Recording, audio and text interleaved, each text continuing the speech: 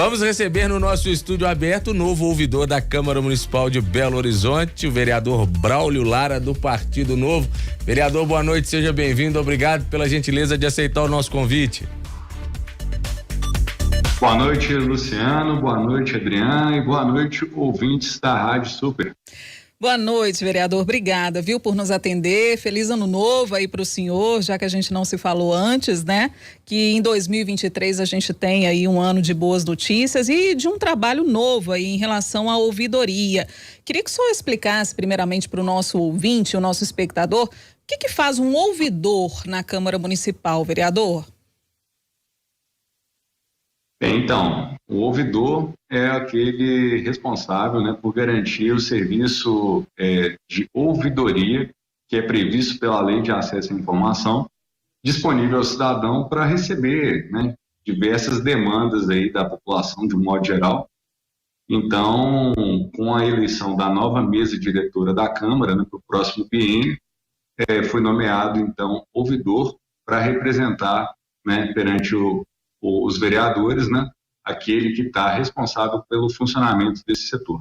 Vereador, como é que a gente pode exemplificar na prática, para quem está nos acompanhando, a atuação da ouvidoria, né, e como é que ela interfere no dia a dia da população?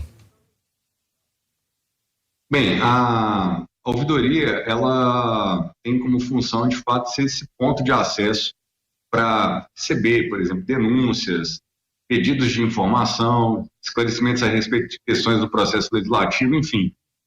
É um órgão que gera esse canal de acesso institucional para que informações importantes, né, do ponto de vista do cidadão, até do próprio servidor, né, sejam apontados para a instituição, no caso Câmara de Vereadores, e que tenham que ser tratadas dentro do processo previsto da própria Lei de Acesso à Informação.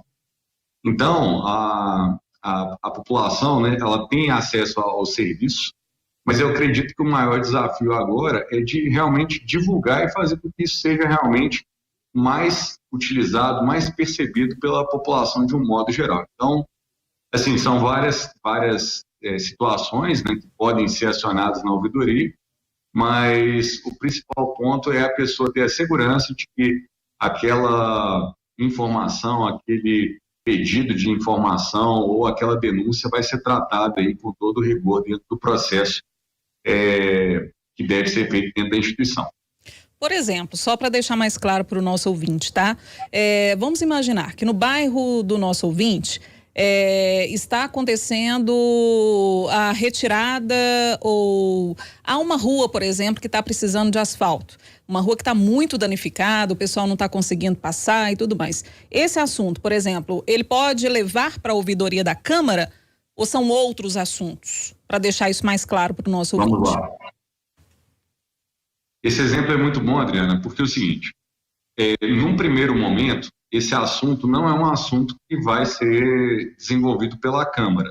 A responsabilidade de manter uma rua asfaltada, uma estrutura de drenagem funcionando, uma poda de árvores, são demandas que têm que ser atendidas pela Prefeitura.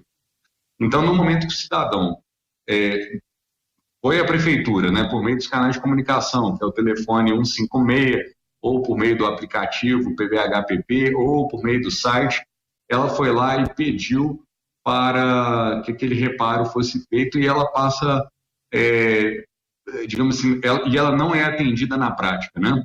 Então, você está vendo um problema, na verdade, administrativo ocorrendo e você quer denunciar que aquilo ali não está sendo feito por algum motivo e pede aos vereadores, digamos assim, que tomem alguma providência com relação a este assunto. Acompanhe por que a máquina pública não está funcionando bem. Então, nesse segundo momento, a ouvidoria é um canal ativo para receber esse tipo de denúncia, ou seja, você está reclamando um não funcionamento de um processo público que deveria estar numa esteira normal de atendimentos. Se a gente for para o campo da saúde, a gente vai ver vários exemplos, a gente tem uma série de situações.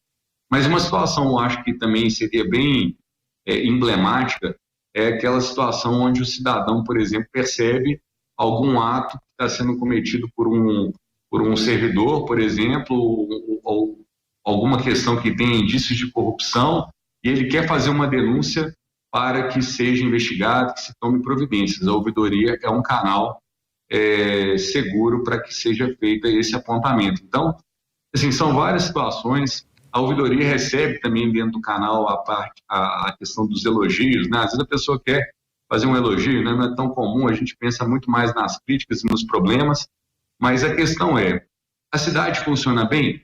Se ela não está funcionando bem e eu preciso de ter alguém que está me ouvindo para que se tome uma providência, então esse alguém é a ouvidoria da Câmara de Vereadores e para isso a gente vai estar lá trabalhando para que nenhum tipo de informação ou solicitação que chegue fique parado. E essa chegada à ouvidoria, ela é feita de que forma? É pelo site, tem telefone? Como é que o cidadão acessa esse canal na Câmara Municipal, hein, vereador? Hoje, o principal canal é o site, porque a pessoa tem como entrar, clicar no link do Fale com a Câmara, né, que é o link da ouvidoria, e ela vai registrar a informação, vai anexar documentos, anexar alguma imagem, enfim, ela é o melhor dos canais, mas é possível também fazer o contato por telefone, é possível até fazer o contato mandando por carta, né? Não é muito mais comum isso, mas se ela quiser mandar e remeter à ouvidoria da Câmara por uma carta endereçada à Câmara de Vereadores, essa informação vai ser tratada. Mas para indicar para o ouvinte que está aí agora nos acompanhando, né? O ideal é acessar o site da Câmara, que é o cmbh.mg.gov.br, e procurar a opção Fale com a Câmara, que é o link da ouvidoria. O senhor chegou a dizer que uma das primeiras missões seria fazer uma espécie de mapeamento, né, daquilo que funcionou e daquilo que deu errado durante o trabalho do ex-ouvidor, vamos dizer assim, vereador Walter Tosta. O que o senhor já conseguiu levantar desse mapeamento, hein, vereador? Bem, a mesa tomou posse agora no dia 1º, né? Fui nomeado nessa segunda-feira, então ontem foi o primeiro dia que eu fiz reuniões, então está tudo muito incipiente ainda. A questão é que existe uma equipe que trabalha com afinco dentro da estrutura da ouvidoria, e esses servidores, na verdade, já têm todo um protocolo de trabalho. Então, o que a gente está olhando, o que a gente vai trabalhar, que eu pretendo atuar, é de melhorar os processos e de amplificar realmente essa percepção da população com relação ao serviço que ela pode acionar da própria ouvidoria, ou seja, fazer uma escuta ativa do cidadão para a gente realmente fazer as intervenções necessárias para melhorar, fazer uma correção de rota e melhorar a vida do cidadão na ponta. Eu acho que esse é o grande propósito de qualquer pessoa que está servindo na vida pública. Como é que deve ser, né? Desculpa, vereador. Como é que está a expectativa para a gestão do novo presidente da casa, o vereador Gabriel, sem partido, e aí complementando, inclusive nessa área que o senhor vai atuar, com perspectiva de fortalecimento desse canal entre o cidadão e a Câmara? Bem, o presidente Gabriel Azevedo assumiu agora a direção da casa, né, como presidente.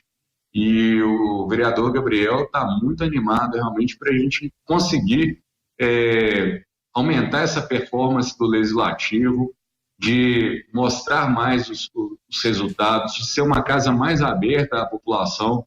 Então, assim, a minha perspectiva é de bastante animação com relação a isso, porque a gente vê pessoas que estão muito dispostas realmente a entregar um bom resultado para a cidade. E o senhor chegou a dizer também que a Câmara não seria um puxadinho da Prefeitura, né? Assim que houve a vitória do novo presidente, o Gabriel. Em algum momento, por exemplo, na gestão anterior, houve essa situação? A Câmara chegou a se submeter aos mandos da Prefeitura, vamos dizer assim? A gente viu o contrário, foi da Câmara não se curvar à Prefeitura, né? Teve um episódio lamentável na época ainda do prefeito Alexandre Calil, quando ele tentou aprovar um empréstimo de quase R$1 bilhão, sem justificativa, sem detalhamento, sem informação, e os vereadores que foram contra este empréstimo foram cerceados do seu próprio direito de de atuar em representação à população foram vetados, né? O prefeito foi em uma outra rádio muito popular, inclusive chamou todo mundo de boçal, e isso não é bom, né? Porque, querendo ou não, o que a gente quer é uma atuação que seja em prol de transparência, que seja em prol da população. Então, a nossa função dentro de um parlamento é de que as coisas sejam tratadas da melhor forma, às claras, e assim direcionar os nossos votos. Então, quando a gente vê uma Câmara que está segura da sua posição, onde os parlamentares estão votando com convicção e não balançados ali por uma relação de troca com o Poder Executivo, a gente sim tem um parlamento sadio. Eu acredito que essa legislatura está sendo muito positiva nesse sentido. Como é que o senhor projeta esse ano de 2023, que é um ano anterior à eleição municipal, e a relação do Legislativo com o prefeito Fuad Noman? Como é que está e quais são as perspectivas, hein, vereador? Bem, eu acredito que o prefeito Fuad Noman é uma pessoa muito aberta, muito acessível, e eu acredito que vai haver, sim, um bom relacionamento entre Poder Executivo e Poder Legislativo. O que não significa o Poder Legislativo não fazer o seu trabalho. Então, por exemplo, nós temos 2 CPIs que estão se iniciando, né? Neste ano, os trabalhos, né, vão praticamente se concentrar todos no primeiro semestre de 2023, e que são CPIs que buscam, de forma técnica, investigar assuntos que precisam de esclarecimento e que, independentemente de A ou de B, vão ser feitos da melhor forma, de uma forma técnica, comprometida com a verdade, com a população, e não como uma sinalização, igual algumas pessoas tentaram especular, como se fosse simplesmente uma queda de braço entre Poder Executivo e Poder Legislativo. É o Poder Legislativo fazendo o seu papel, que é o papel de fiscalizar. Então, eu acredito que vai ser um ano muito positivo, porque a cidade precisa de avançar e a gente tem pressa para que isso aconteça e gere resultados. A gente queria falar com o senhor também, vereador, para além um pouco da Câmara, aproveitar que o senhor é do Partido Novo, uma análise do senhor em relação ao desempenho da legenda pós-eleições. Como que a legenda se saiu, né? E agora, como que a legenda está se articulando, já avisando também até os próximos pleitos? Bem, o resultado foi positivo com a reeleição do governador Romeu Zema, né, que é do nosso partido, do Novo. Porém, em termos de montagem das bancadas, a gente ficou do mesmo tamanho na bancada estadual, e a bancada federal realmente foi uma eleição muito atípica, né, teve uma polarização muito grande, então o Novo realmente diminuiu, mas, por outro lado, tem se mostrado aí realmente um partido que tem grande chance de ser um líder nessa atuação de oposição ao governo federal. Então, assim, a gente tem que, obviamente, olhar para frente, construir pontes e construir caminhos que vão, digamos assim, não simplesmente fortalecendo o partido, mas mostrando que o bom trabalho traz resultados bons para a população, e dessa forma a população entendendo que quanto mais mandatos a gente conseguir delegar aos políticos que estão vindo pelo Partido Novo, a gente só tem a ganhar em resultados na nossa cidade, no nosso estado e no nosso país. Então, é um trabalho que tem que seguir funcionando normal, que é você mostrar que é possível ser muito mais eficiente, entregar muito mais resultados e custando muito menos ao cidadão que paga os impostos. A gente está conversando aqui no Super N segunda edição com o vereador de Belo Horizonte, Braulio Lara, que é do Partido Novo, ele que é o novo ouvidor da Câmara Municipal de Belo Horizonte. O senhor falou da reeleição do governador Romeu Zema, uma vitória para o Partido Novo. O senhor acredita que neste mandato o governador vai ter um mandato mais confortável do ponto de vista de apoio e diálogo na Assembleia Legislativa? Qual que é a avaliação do senhor? Acredito que sim. Foi uma construção, inclusive, da coligação que veio junto com o partido, com o governador Zema. Então, eu acredito que a gente vai ter mais condições favoráveis na Assembleia para fazer as grandes reformas estruturantes dentro do Estado. Então, esses primeiros 4 anos, o primeiro mandato, conforme o governador mesmo já disse em várias entrevistas, foi para arrumar a casa, e agora os próximos 4 anos tem muito mais condições de avançar para valer, para a gente ter um Estado cada vez mais eficiente. E eu queria uma opinião sua a respeito de uma medida, a gente até trouxe no nosso jornal hoje, vamos exibir uma reportagem hoje no nosso Super N segunda edição, sobre o que tem sido chamado de emendas PIX, né? As emendas que autorizam a transferência de emendas de comissões da casa aos cofres dos municípios de forma mais direta, desburocratizando essa transferência.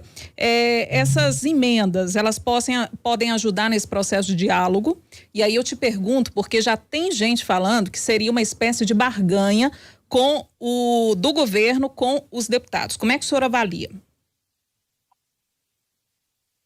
Bem, Adriana, eu não vou aprofundar no assunto não, porque de fato não me preparei, não estudei, é um assunto que está sendo discutido na esfera legislativa estadual, mas a minha visão com relação às emendas, né, todo parlamentar tem, obviamente, dentro do seu eleitorado, prioridades que devem ser atendidas pelo Estado de uma forma geral.